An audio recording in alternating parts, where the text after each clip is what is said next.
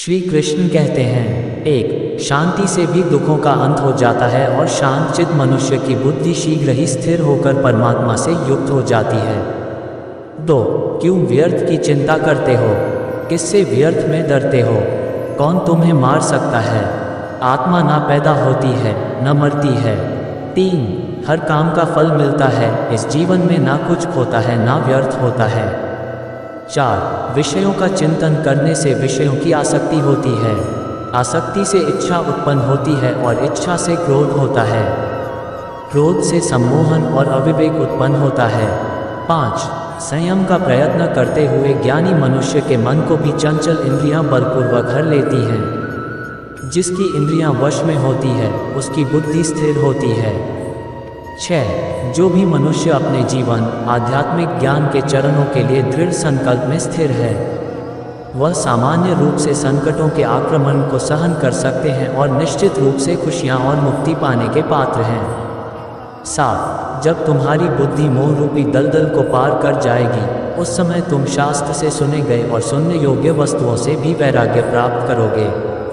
8, केवल कर्म करना ही मनुष्य के वश में है, कर्मफल नहीं। इसलिए तुम कर्मफल की आसक्ति में ना फंसो तथा कर्म का त्याग भी ना करो। 9, तुम्हारा क्या गया जो तुम रोते हो? तुम क्या लाए थे जो तुमने खो दिया? तुमने क्या पैदा किया था जो नाश हो गया? न तुम कुछ लेकर आए, जो लिया यही से लिया, जो दिया यही पर दिया, जो लिया इसी ईश्वर से लिया, जो दिया इसी को दिया। 10, जो मन को नियंत्रित नहीं करते उनके लिए ये शत्रु के समान कार्य करता है। 11, खाली हाथ आए और खाली हाथ वापस चले। जो आज तुम्हारा है कल और किसी का या परसों किसी और का होगा, तुम इसे अपना समझकर मग्न हो रहे हो। 12, सुख दुख लाभ हानि और जीत हार की चिंता ना करके मनुष्य को अपनी शक्ति के अनुसार कर्तव्य कर्म करना चाहिए। ऐसे भाव से कर्म करने पर मनुष्य को पाप नहीं लगता। 13, जो हुआ वह अच्छा हुआ, जो हो रहा है वह अच्छा हो रहा है, जो होगा वह भी अच्छा ही होगा। तुम भूत का पश्चाताप न करो, भविष्य की चिंता न करो, वर्तमान चल रहा है।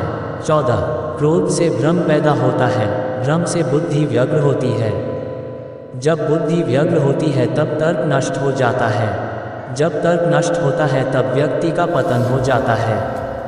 15, सम्मानित व्यक्ति के लिए अपमान मृत्यु से भी बढ़कर है।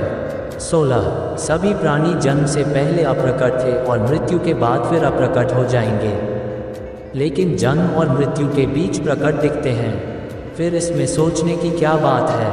17, परिवर्तन संसार का नियम है, जिसे तुम मृत्यु समझते हो वही तो जीवन है। एक क्षण में तुम करोड़ों के स्वामी बन जाते हो, दूसरे चरण में तुम दरिद्र हो जाते हो। 18, शस्त्र आत्मा को काट नहीं सकते, अग्नि इसको जला नहीं सकती, जल इसको गीला नहीं कर सकता और वायु इसे सूखा नहीं सकती। 19, जैसे मनुष्य अपने पुराने वस्त्रों को उतार कर दूसरे नए वस्त्र धारण करता है, वैसे ही आत्मा मृत्यु के बाद अपने पुराने शरीर को त्याग करने से ही प्राप्त करती है। 20, आत्मा ना कभी जन्म लेती है और ना मरती है, शरीर का नाश होने पर भी नष्ट नहीं होता। दोस्तों, कहानी अच्छी लगी हो तो चैनल को कर लीजिए सब्सक्राइब एंड वीडियो को कर लीजिए लाइक ऐसी और मोटिवेशनल स्पीच सुनने के लिए।